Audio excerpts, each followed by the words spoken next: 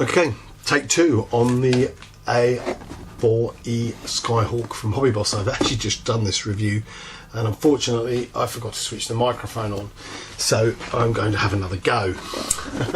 I was going to try a voiceover on the actual original recording. I might still try that, but I thought let's just go through it again just in case it doesn't work out quite like I wanted to. So anyway, without further ado, HobbyBoss 1/48 scale. Nice bit of box art on the front as always. You get two markings with this one. The one on the front, the sort of navy gold grey with the blue stripe, which is rather striking. Or this rather interesting one, which I think is probably what I'm going to do, is this sort of three-tone grey-green colour. Yeah, so part number is 81764.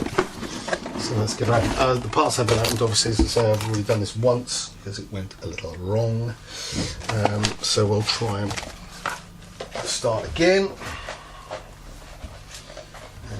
Here, let's put these parts over here so I can reach them easily. So, as with all HobbyBoss, we get quite a nice colour call out.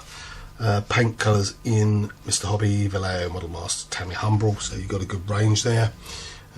So we've got this nice three-tone, which is in light grey, dark grey and engine grey. Sorry, light green, dark green and engine grey, which might be my choice. Just a bit different. Or we've got this rather colourful navy bird. Yeah, good scheme still. So we've got a couple of nice choices there. Fairly standard HobbyBoss instruction sheet. We've got the call out parts, decals, parts not used, and then we go straight on to the cockpit. Now, fairly straightforward, fairly simple looking affair. We get a decal for the instrument panel there. From what I remember, this is much like the Edard Hasegawa kit that I did relatively recently. Certainly, the parts breakdown looks similar. We then pretty much straight away, once the cockpit's done, we're sandwiching the fuselages together, getting the wings together, getting the wings on, and then we've got the choice of the hump on the back if the version you're building needs it. I can't remember if both of them show that. I think both of them actually show them with the hump in the two decal schemes, but it does give you the option to do other versions or aftermarket decals, etc. Engine, nozzle going in. Then we've got the intakes here, the HUD, canopy going on. We can pose the speed brakes open, but none of the other flaps, slats, etc. Are posable. May be possible to cut them and do them yourself if you wanted to. This is going to be a relatively simple build. I suspect it would be a good kit for someone who's relatively new to the hobby and maybe started off on some simple Airfix 1/72 scale kits, wants to move up to something a bit bigger. So it'd be a good choice. It's not going to be too complicated a build, but should produce you a nice model. Wheels, mounting points for the weapons, rest of the landing gear, etc. going on there. Fueling probe. And then we really go on to the actual weapons call out themselves, tanks, bombs, and some, I think there's sidewinders or AIM 9Bs. And then it obviously gives you a call out there for where the weapons go, so that's good. Let's start off with the, in fact let's start with the one on the top. It makes sense, doesn't it? So here we go. Let's zoom it in a little bit for you. Nice parts. We've got a good crisp parts. This is, you can see the detail in the front wheel bay there. It's nice. We've got various bits. There's no flash. There's no horrible injection pin marks on the air brakes or anything like that. You've got reasonable detail in the engine there at the end, and the sort of intake part there. The one-piece injection seat, a bit basic, but maybe put some belts on it. But the scratch building, you might be able to make something half decent out of that. Yeah, nothing much to say on that. Nice parts. Then we've got the main fuselage and the hump. So there's your extra part for the hump on the back. Again, nicely refined. Obviously, the fact it's one piece, you're going to have no horrible seam line to worry about. although interestingly it almost looks like it's got a seam line there. How bizarre. Maybe it has on the real aircraft, I don't know. It doesn't look, you know, I wouldn't have thought so, but maybe. Nice, no problems there, other than perhaps that seam line. Instrument panel is not bad, and again, you know, main fuselage is nice, it's nicely moulded, it's crisp. There's nicely recessed panel lines, no sink marks or anything ugly or horrible on there, that's all good. So, nice. You've actually got some nice detail here as well, in for the cockpit, on the sidewalls there. So that's nice. I'll pop these bits back in together.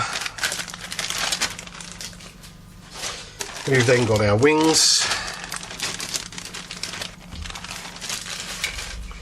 And it is my colour balance that seems to struggle a bit with these lights. So I'll put my hand in there to introduce some different colours. It might sort itself out, or not, as the case may be.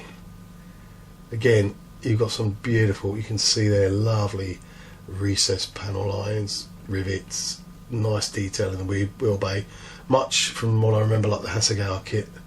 I'm not sure this is sort of, you know, you could say this is much better than the HobbyBoss kit from what I remember, but you know, the detail is nice. You've got some nice raised detail in the wing here, and the recessed detail is nice. No, that's all good. And most of this I think is now the weapons fit. So we've got our tanks. Interestingly, they're different, almost a different type of plastic. These are much shinier and smoother than the other plastic. The other plastic almost has a slight texture, whereas this doesn't. But again, it's a nice, if not slightly blue picture. Sorry about that.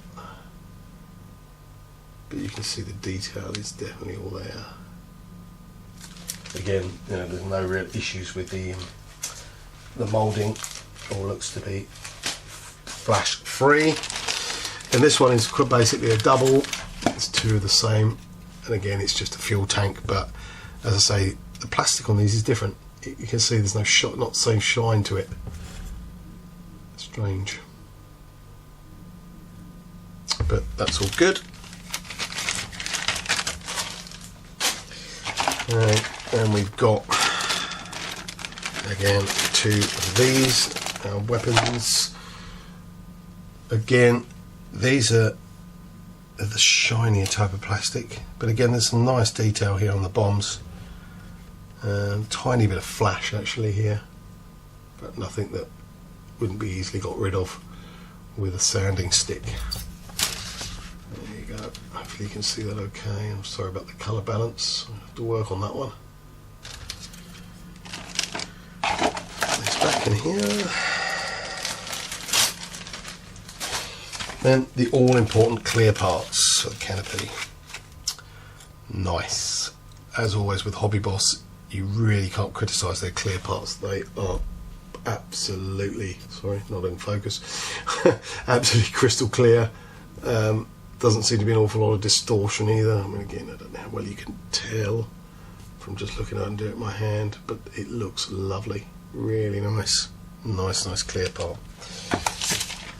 And then last of all is our decals. Now, for me, I always think these are the slightly weaker part of the kit. Particularly, they're just a bit wishy-washy. The colours aren't quite as nice.